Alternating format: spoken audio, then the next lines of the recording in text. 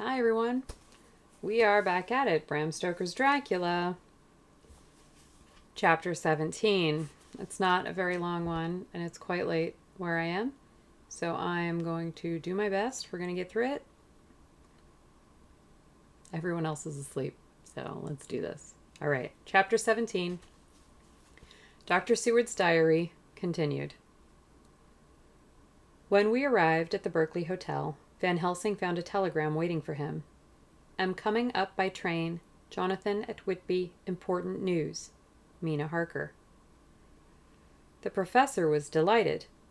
Ah, that wonderful Madam Mina, he said. Pearl among women.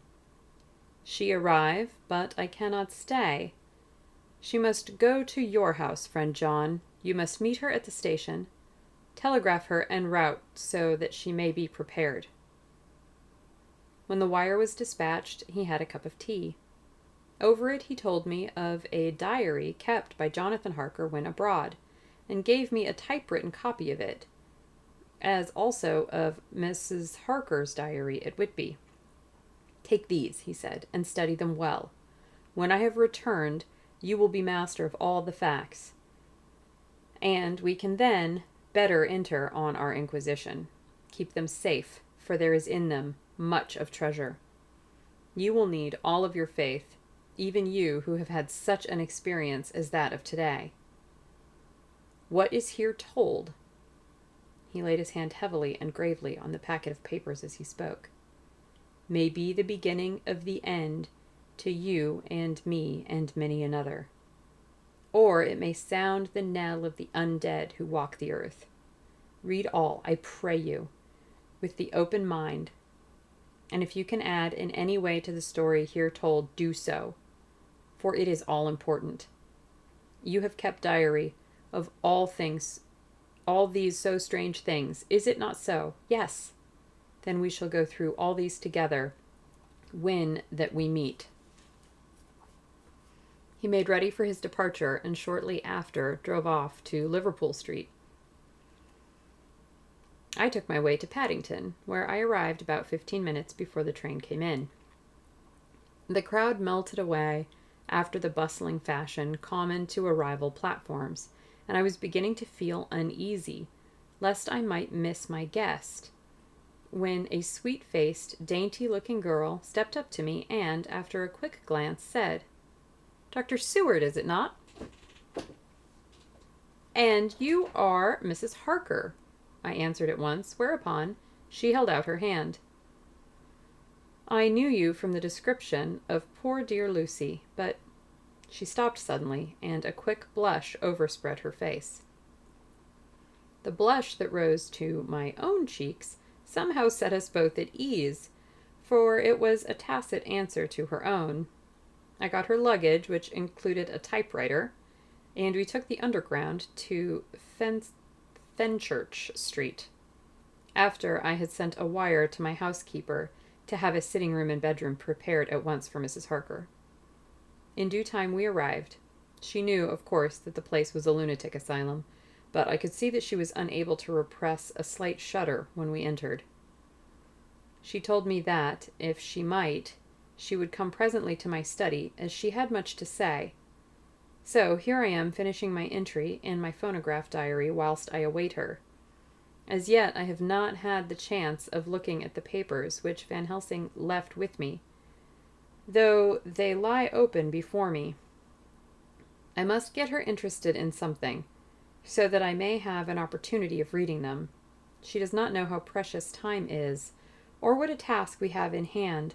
I must be careful not to frighten her. Here she is.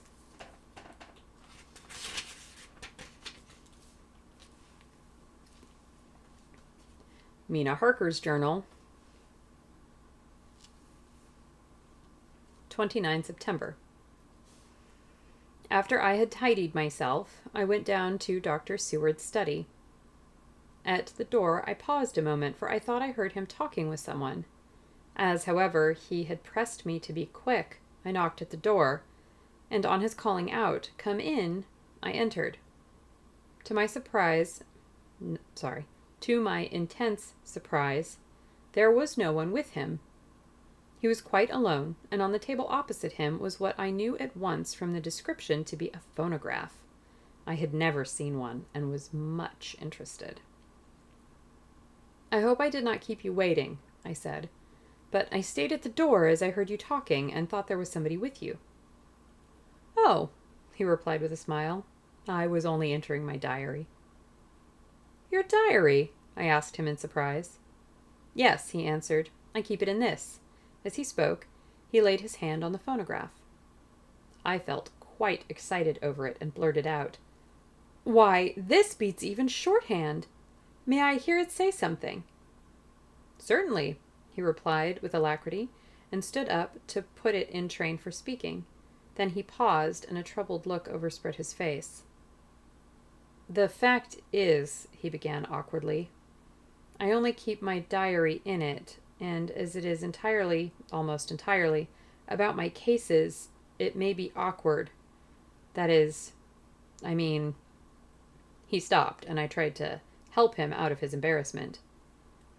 "You helped to attend dear Lucy at the end. Let me hear how she died. For all that I can know of her, I shall be very grateful. She was very, very dear to me." To my surprise, he answered with a horror-struck look in his face, "Tell you of her death? Not for the wide world." "Why not?" I asked, for some grave, terrible feeling was coming over me. Again he paused, and I could see that he was trying to invent an excuse. At length he stammered out, "You see, I do not know how to pick out any particular part of the diary."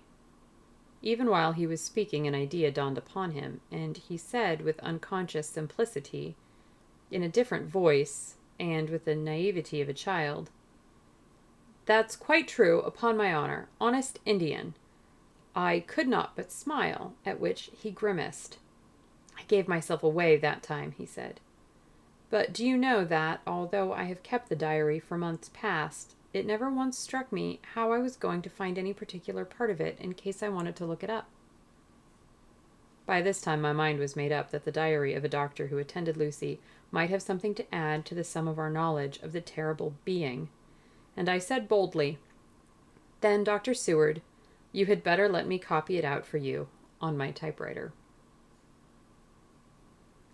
He grew to a positively deathly pallor as he said, "No, no, no. For all the world, I wouldn't let you know that terrible story." Then it was terrible. My intuition was right.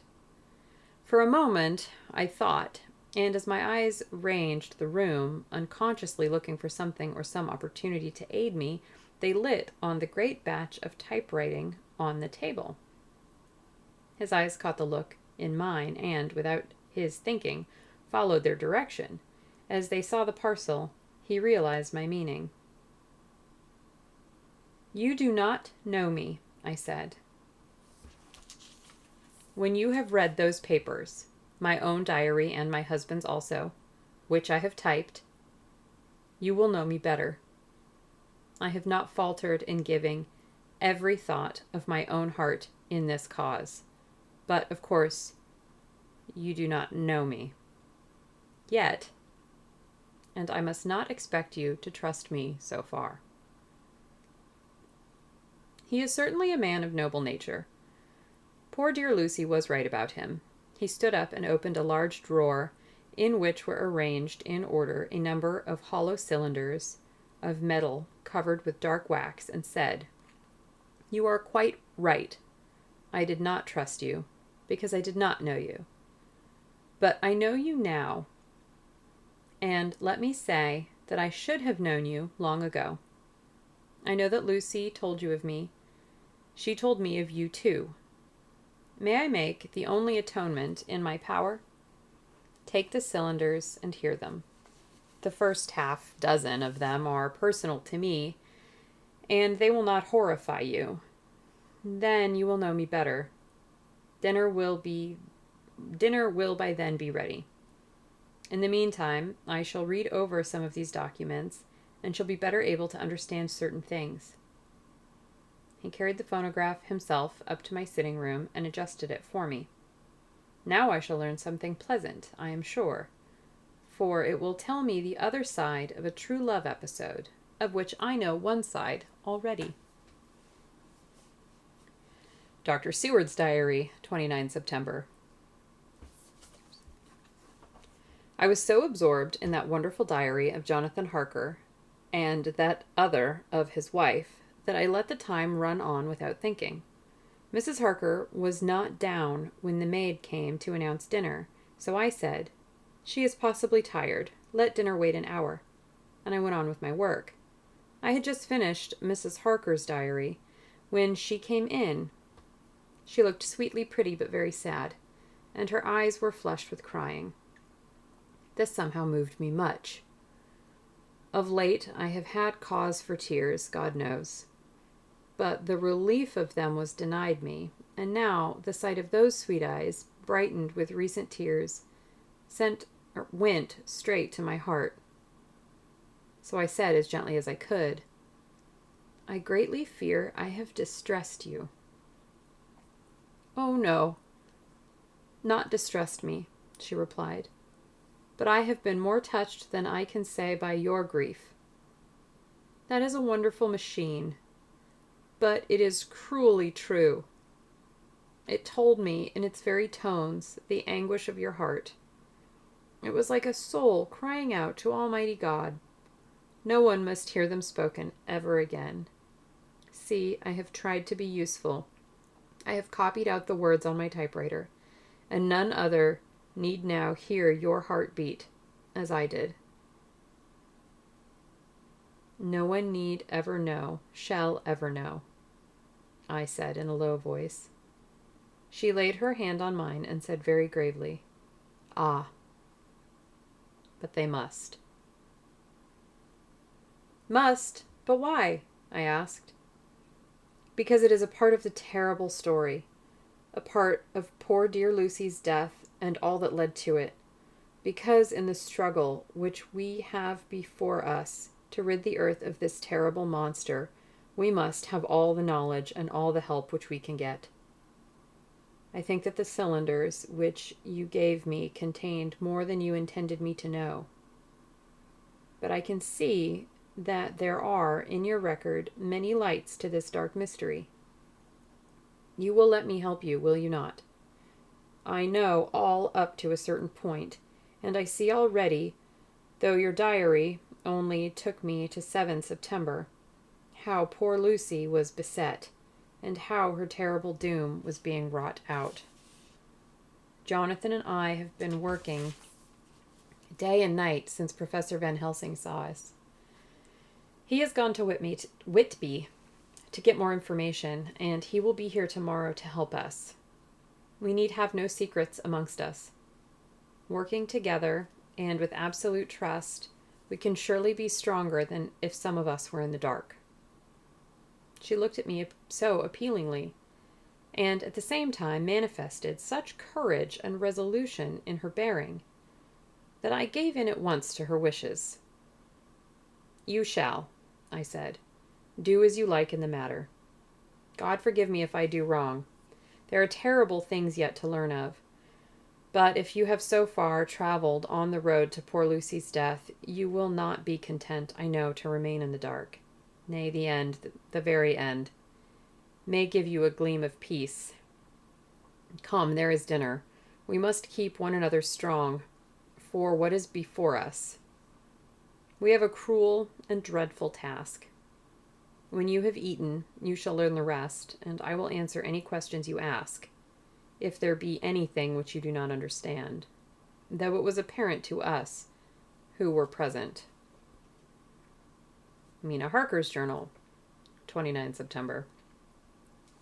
After dinner, I came with Dr. Seward to his study. He brought back the phonograph from my room, and I took my typewriter. He placed me in a comfortable chair and arranged the phonograph so that I could touch it without getting up, and showed me how to stop it in case I should want to pause. Then he very thoughtfully took a chair with his back to me so that I might be as free as possible, and began to read. I put the forked metal to my ears and listened.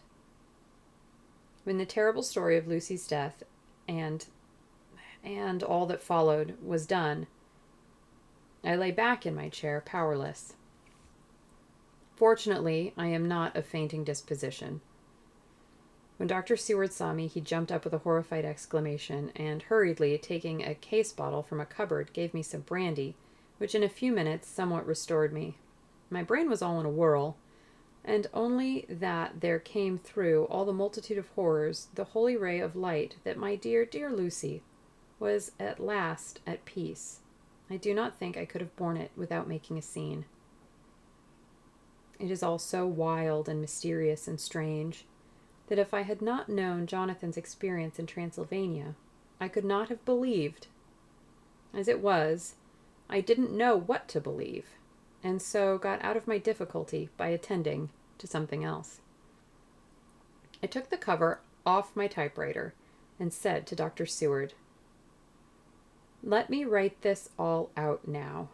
We must be ready for Dr. Van Helsing when he comes. I have sent a telegram to Jonathan to come on here when he arrives in London from Whitby. In this matter, dates are everything, and I think if we get all our material ready and have every item put in chronological order, we shall have done much. You tell me that Lord Godalming and Mr. Morris are coming too. Let us be able to tell them when they come." He accordingly set the phonograph at a slow pace, and I began to typewrite from the beginning of the 7th cylinder. I used manifold, and so took 3 copies of the diary, just as I had done with all the rest. It was late when I got through, but Dr. Seward went about his work of going his rounds of the patients. When he had finished, he came back and sat near me, reading, so that I did not feel too lonely whilst I worked. How good and thoughtful he is. The world seems full of good men, even if there are monsters in it. Before I left him, I remembered what Jonathan put in his diary of the professor's perturbation at reading something in an evening paper at the station at Exeter. So, seeing that Dr. Seward keeps his newspapers, I borrowed the files of the Westminster Gazette and the Pall Mall Gazette and took them to my room. I remember how much the Daily Graph and the Whitby Gazette, of which I had made cuttings, helped us to understand the terrible events at Whitby when Count Dracula landed, so I shall look through the evening papers since then, and perhaps I shall get some new light. I am not sleepy, and the work will help to keep me quiet. Dr. Seward's diary, 30th, well, it just says 30 September. Mr. Harker arrived at 9 o'clock. He had got his wife's wire just before starting. He is uncommonly clever, if one can judge from his face, and full of energy. If his journal be true, and judging by one's own wonderful experiences, it must be, he is also a man of great nerve. That going down to the vault a second time was a remarkable piece of daring. After reading his account of it, I was prepared to meet a good specimen of manhood, but hardly the quiet, business-like gentleman who came here today. Later, after lunch, Harker and his wife went back to their own room, and as I passed a while ago, I heard the click of the typewriter. They are hard at it. Mrs. Harker says that they are knitting together the chronological order every scrap of evidence they have. Harker has got the letters between the consignee of the boxes at Whitby and the carriers in London who took charge of them. He is now reading his wife's typescript of my diary. I wonder what they make out of it. Here he is. Strange that it never struck me that the very next house might be the Count's hiding place. Goodness knows that we had enough clues from the conduct of the patient Renfield. The bundle of letters relating to the purchase of the house were with the typescript. Oh, if we had only had them earlier, we might have saved poor Lucy. Stop. That way is madness. There. That way madness lies. Harker has gone back and is again collating his material. He says that by dinner time, they will be able to show a whole connected narrative. He thinks that in the meantime I should see Renfield, as hitherto he has been a sort of index to the coming and going of the Count. I hardly see this yet, but when I get at the dates, I suppose I shall. What a good thing that Mrs. Harker put my cylinders into type. We never could have found the dates otherwise. I found Renfield sitting placidly in his room with his hands folded, smiling benignly. At the moment, he seemed as sane as anyone I ever saw. I sat down and talked with him on a lot of subjects, all of which he treated naturally.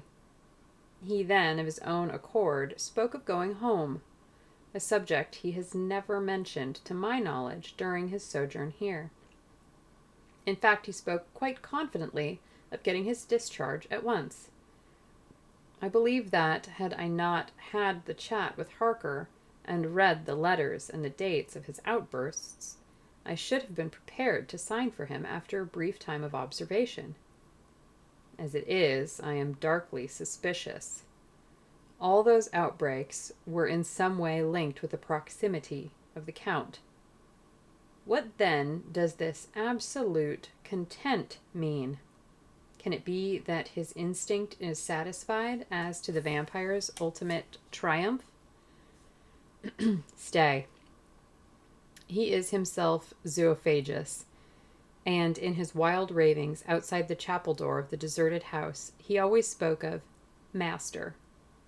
This all seems confirmation of our idea. However, after a while I came away. My friend is just a little too sane at present to make it safe to probe him too deep with questions.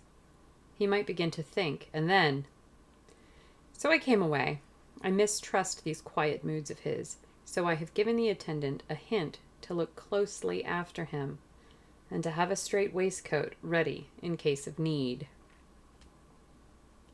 Jonathan Harker's Journal, 29 September. In train to London. When I received Mr. Billington's courteous message that he would give me any information in his power, I thought it best to go down to Whitby and make, on the spot, such enquiries as I wanted.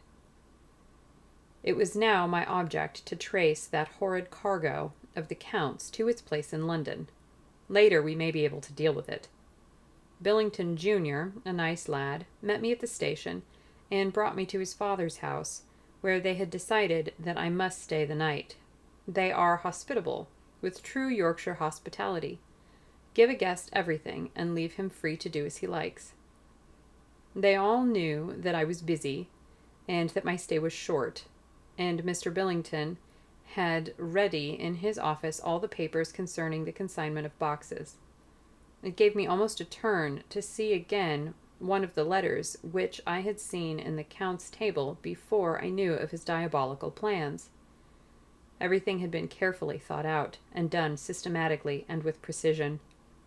He seemed to have been prepared for every obstacle which might be placed by accident in the way of his intentions being carried out. To use an Americanism, he had taken no chances.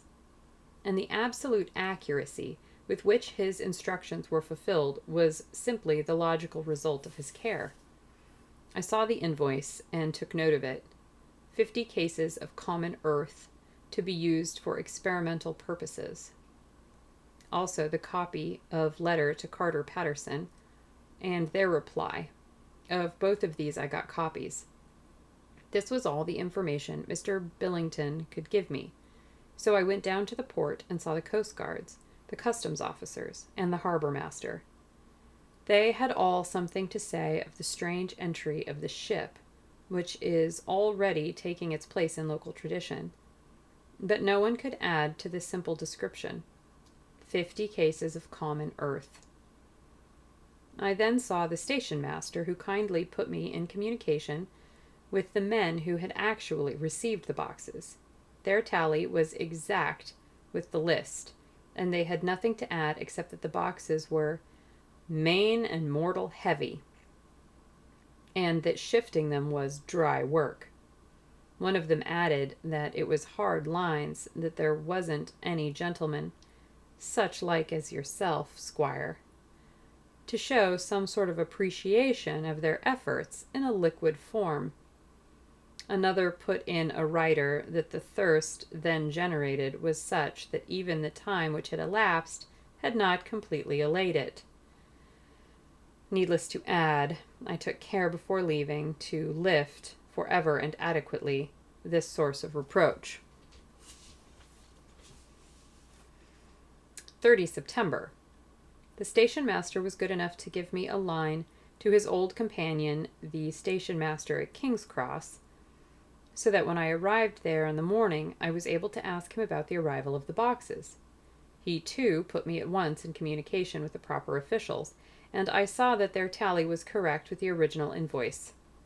The opportunities of acquiring an abnormal thirst had been here limited.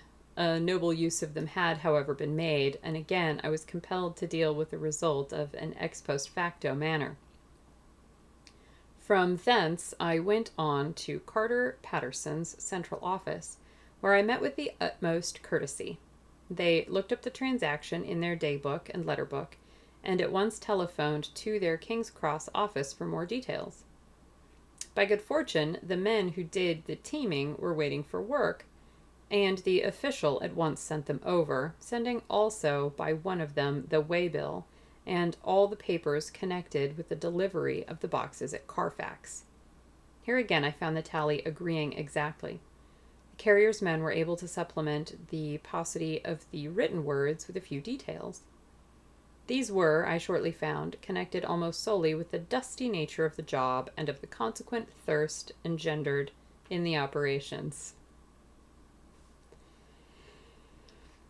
On my affording an opportunity, through the medium of the currency of the realm, of the allaying at a later period this beneficent evil, one of the men remarked, "That 'ere 'ouse, governor, is the roomiest I ever was in, blimey, but it ain't been touched since 100 years. There was a dust that thick in the place that you might have slept on it without 'urtin' of your bones, and the place was that neglected that yer might have smelled old Jerusalem in it.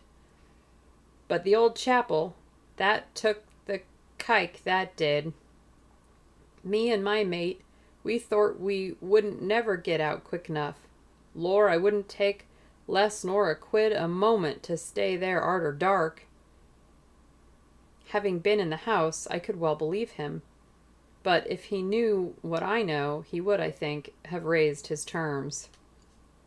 Of one thing I am now satisfied, that all the boxes which arrived at Whitby from Varna in the Demeter were safely deposited in the old chapel of Carfax. There should be 50 of them there, unless any have since been removed, as from Dr. Seward's diary, I fear. I shall try to see the carter who took away the boxes from Carfax when Renfield attacked them. By following up this clue, we may learn a good deal. Later. Mina and I have worked all day, and we have put all the papers to order. Mina Harker's Journal, 30 September. I am so glad that I hardly know how to contain myself. It is, I suppose, the reaction from the haunting fear which I have had, that this terrible affair and the reopening of his old wound might act detrimentally on Jonathan. I saw him leave for Whitby with as brave a face as I could, but I was sick with apprehension. The effort was, however, done him good. He was never so resolute, never so strong, never so full of volcanic energy as at present. It is just as that dear good Professor Van Helsing said. He is true grit, and he improves under strain that would kill a weaker nature. He came back full of life and hope and determination. We have got everything in order for tonight. I feel myself quite wild with excitement. I suppose one ought to pity anything so hunted, as is the Count. That is just it. This thing is not human, not even beast. To read Dr. Seward's account of poor Lucy's death and what followed is enough to dry up the springs of pity in one's heart. Later, Lord Godalming and Mr. Morris arrived earlier than we expected. Dr. Seward was out on business and had taken Jonathan with him, so I had to see them. It was to me a painful meeting, for it brought back all poor dear Lucy's hopes of only a few months ago. Of course, they had heard Lucy speak of me, and it seemed that Dr. Van Helsing, too, had been quite blowing my trumpet, as Mr. Morris expressed it. Poor fellows. Neither of them is aware that I know all about the proposals they made to Lucy. They did not quite know what to say or do, as they were ignorant of the amount of my knowledge, so they had to keep on neutral subjects. However, I thought the matter over, and came to the conclusion that the best thing I could do would be to post them in affairs right up to date. I knew from Dr. Seward's diary that they had been at Lucy's death, her real death, and that I need not fear to betray any secret before the time. So I told them, as well as I could, that I had read all the papers and diaries, and that my husband and I, having typewritten them, had just finished putting them in order. I gave them each a copy to read in the library. When Lord Godalming got his and turned it over, it does make a pretty good pile, he said, "Did you write all this, Mrs. Harker?" I nodded, and he went on, "I don't quite see the drift of it, but you people are all so good and kind, and have been working so earnestly and so energetically, that all I can do is accept your ideas blindfold and try to help you. I have had one lesson already in accepting facts that should make a man humble to the last hour of his life. Besides, I know you love my poor Lucy." Here he turned away and covered his face with his hands. I could hear the tears in his voice. Mr. Morris, with instinctive delicacy, just laid a hand for a moment on his shoulder, and then walked quietly out of the room. I suppose there is something in women's nature that makes a man free to break down before her and express his feelings on the tender or emotional side without feeling it derogatory to his manhood. For when Lord Godalming found himself alone with me, he sat down on the sofa and gave way utterly and openly. I sat down beside him and took his hand. I hope he didn't think it forward of me, and that if he ever thinks of it afterwards, he never will have such a thought. There I wrong him. I know he never will. He is a true gentleman. I said to him, for I could see that his heart was breaking, "I loved dear Lucy, and I know what she was to you, and what you were to her. She and I were like sisters, and now she is gone. Will you not let me be like a sister to you in your trouble? I know what sorrows you have had, though I cannot measure the depth of them. If sympathy and pity can help in your affliction, won't you let me be of some little service, for Lucy's sake?"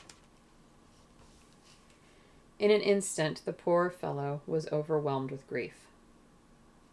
It seemed to me that all that he had of late been suffering in silence found a vent at once.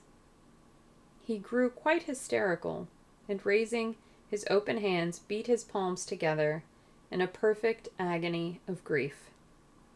He stood up and then sat down again, and the tears rained down his cheeks. I felt an infinite pity for him, and opened my arms unthinkingly. With a sob, he laid his head on my shoulder and cried like a wearied child, whilst he shook with emotion. We women have something of the mother in us that makes us rise above smaller matters when the mother spirit is invoked. I felt this big, sorrowing man's head resting on me, as though it were that of a baby that some day may lie on my bosom, and I stroked his hair as though he were my own child. I never thought at the time how strange it all was. After a little bit, his sobs ceased, and he raised himself with an apology, though he made no disguise of his emotion. He told me that for days and nights past, weary days and sleepless nights, he had been unable to speak with anyone, as a man must speak in his time of sorrow. There was no woman whose sympathy could be given to him, or with whom, owing to the terrible circumstances with which his sorrow was surrounded, he could speak freely. "I know now how I suffered," he said, as he dried his eyes, "but I do not know even yet, and none other can ever know, how much your sweet sympathy has been to me today.